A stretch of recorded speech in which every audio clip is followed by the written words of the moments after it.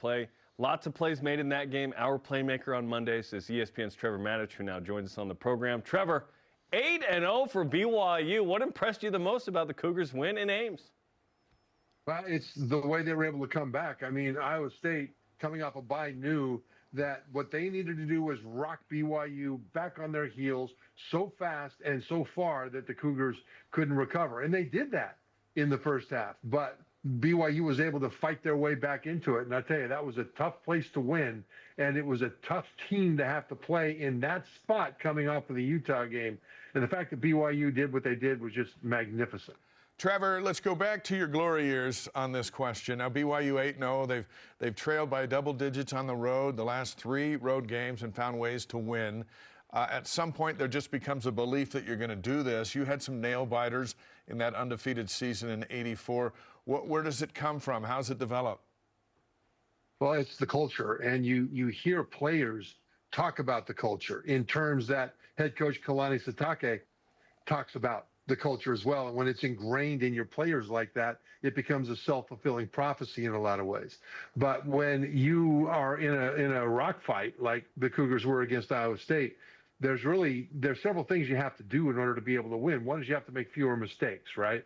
And BYU won the turnover battle against Iowa State 4-0. The week before, they won the turnover battle against Utah 2-0. So they were 6-0 in the last 2 weeks in tough, hard-fought wins where BYU was actually outgained by a significant margin by both Iowa State and Utah. But playing more cleanly is one of those things that helped them win. Another is you got to just be tougher. And I think that this BYU team has shown that they are exquisitely conditioned. I mean, their physical strength and conditioning is fantastic, because one of the things that Iowa State wanted to do was exhaust BYU coming off of that physical win against Utah, so that in the second half they wouldn't be able to come back, but they did.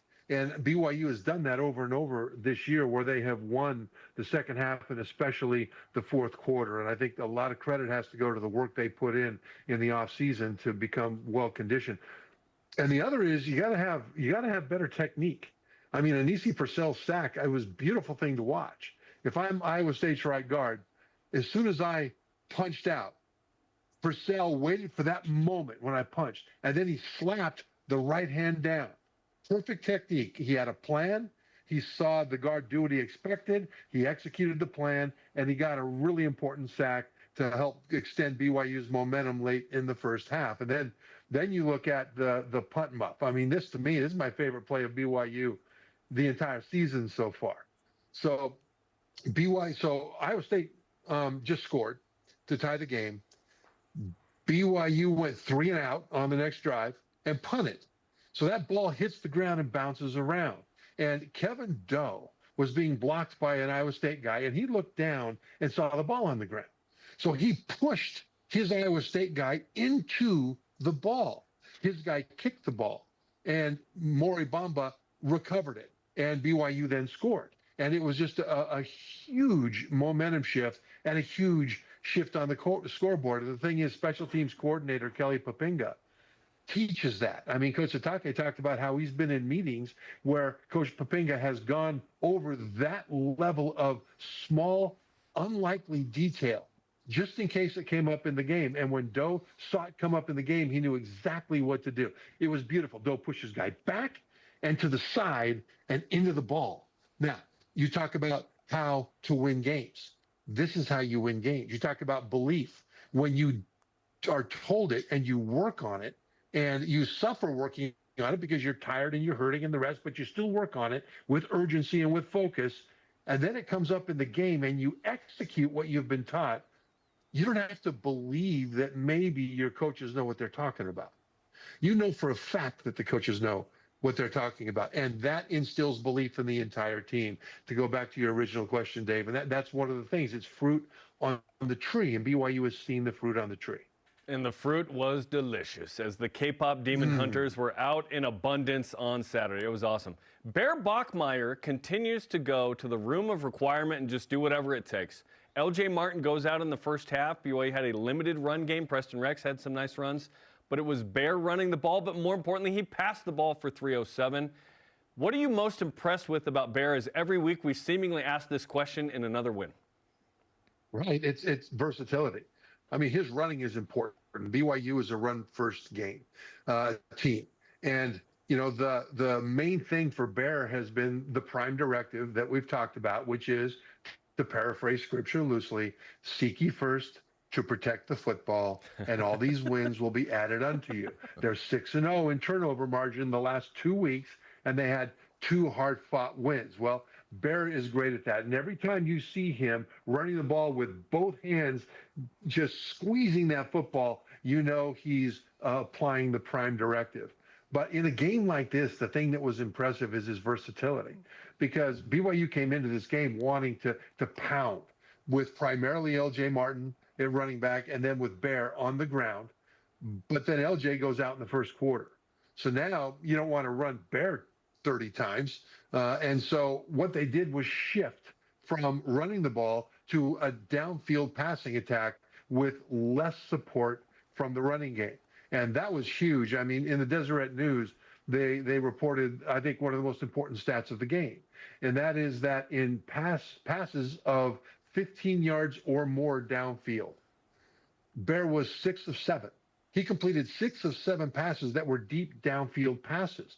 And that was critical in this game because Iowa State, their first prime directive against BYU was to stop the run and to swarm the short passes and put the game onto the arm of Bear Bachmeier from the pocket, throwing down the field. And so BYU adjusted to that style of offense on the fly because of the injury to Martin. And all Bear did was succeed brilliantly at the new shift, the new emphasis in game plan. And so that is part of what he's doing so well. He can do anything you ask a quarterback to do at a high level. And so adjustments can be effective in game right off the bat.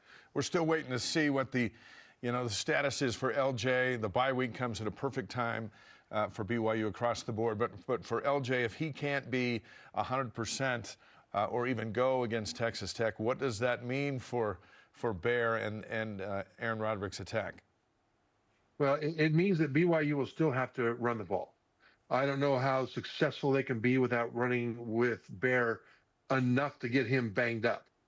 But I think they'll need to run him a fair amount and just trust that he's just this big, massive physical beast. And the reason is that so much of BYU's offense is predicated on the running game so that play action pass will work. And when you've got play action, a couple things happen. One is you typically have an extra blocker or 2, sometimes 3 in there because of the nature of play action. So you've got extra protection for the quarterback. Another is that reads are typically simplified for the quarterback because of how the defense reacts to the run fake and how the pass patterns are set up. So it makes it easier for the quarterback if you're running the ball, not just because of the yards you gain, but because of how play action works with protection and how the reads work. And so I think BYU will need to adjust by running the ball still and running play action still, because so much of what they do is dependent on that. But they have to be ready for Bear just to drop back and let it fly down the field.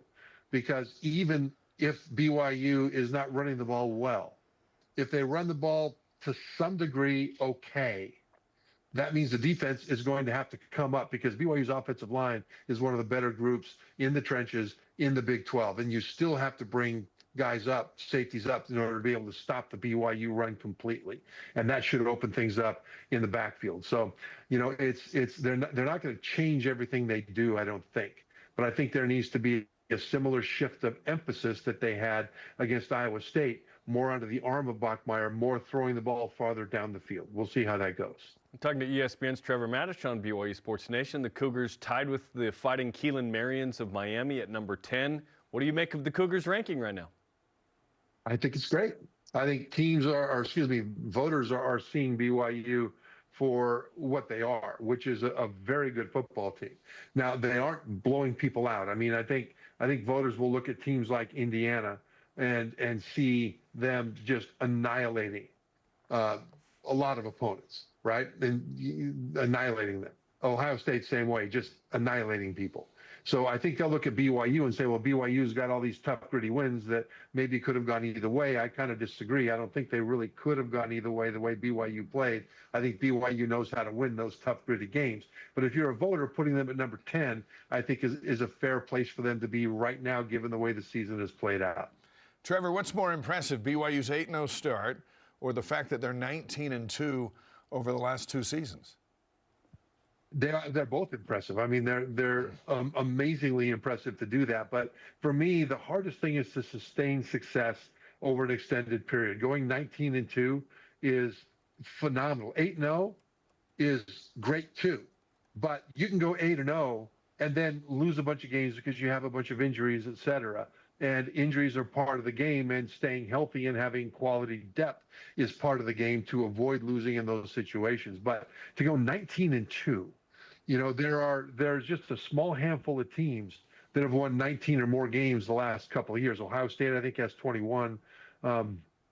You've got Notre Dame, Oregon, and just Indiana and BYU, right? And almost every team, if not every team that's up there with BYU, is ranked in the top 10 right now, or close to the top 10 in the case of Notre Dame. So I think what BYU's accomplished puts it in very rare company in terms of the elite programs in college football. Big win against Iowa State. BYU's 8-0. Last year we saw BYU get to 9-0, stumbled losing 2 of the last 3. Big bowl win, finished 11-2. How are you feeling about what this BYU team could do? Because certainly their goal before the season with Jake Retzloff, and then when Bear Bachmeier took over, they still kind of said it out loud, is make it to the Big 12 title game. How are you feeling about those opportunities and that chance? Well, yeah, no, it's looking really good right now. You know, BYU is up there with Cincinnati at 5-0 in conference, and there are a couple of teams behind them at 4-1, and then there's another 4 that are 3-2. So all those teams are still in range of getting to the Big 12 championship game. But of the top 4 teams, remember this, that last year BYU was one of 4 teams that tied for the conference lead at 7-2 at the end of the regular season. And a tiebreaker had to decide which 2 would go to the Big 12 championship game. Turned out to be Iowa State and Arizona State. Well, this year, the top 4 teams in the Big 12 currently, and there's a lot of football left to be played, BYU's the only one of last year's top 4 that's there. Cincinnati, Texas Tech, and Houston are the other teams that have 0 conference losses or 1 conference loss. And the other teams haven't gone away. So it just means that this conference is even more crowded at the top than it even was last year. And I expect this to be another incredibly entertaining, wild race to the finish for the Big 12 to see who makes it to the championship game. I think BYU's got as good a chance as anybody, and they proved in beating Utah and then Iowa State that they can beat anybody, and they can do it in consecutive weeks. It's not just they rise up one week and then they fade away for a while. So their schedule coming up is really tough. You mentioned Texas Tech. Cincinnati they've all of a sudden become one of the best teams in the conference and one of the better teams in the country. So I think BYU has as good a chance as anybody to get there to the championship game. But it'll be an amazing accomplishment to do it, given the quality of the other teams that are contending with them. All right, let's finish with this one. Because of the bye, BYU isn't going to play again until the college football playoff rankings come out on November 4th. They'll be the first one. Where do you think the Cougars will be? I think that they will be. I think that they will be about where they are.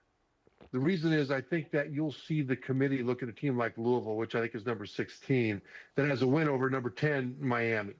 And the committee really cares a lot about quality wins. And right now, from a standpoint of the committee, they will see BYU has a win over a currently ranked Utah, number like 23 or 24 in the AP. And I think they'll see that as really good. They'll see BYU's strength of record as being very good. But they will also see other teams that have a better individual 1 or 2 wins of teams that are higher ranked than anybody BYU has beaten so far. So I think the committee will probably have them in the 10 to 12 area right now. And it's academic right now, because if BYU takes care of business, they're in the playoff. But I think right now the AP and the committee won't be too far off in their evaluation of the Cougars. A lot going on in the next couple of weeks with Texas Tech bearing down, as you mentioned. Also, the college football playoff. Basketball season starts coming up in a week from today. Trevor, we appreciate the time. Great insight as always. Thanks, guys.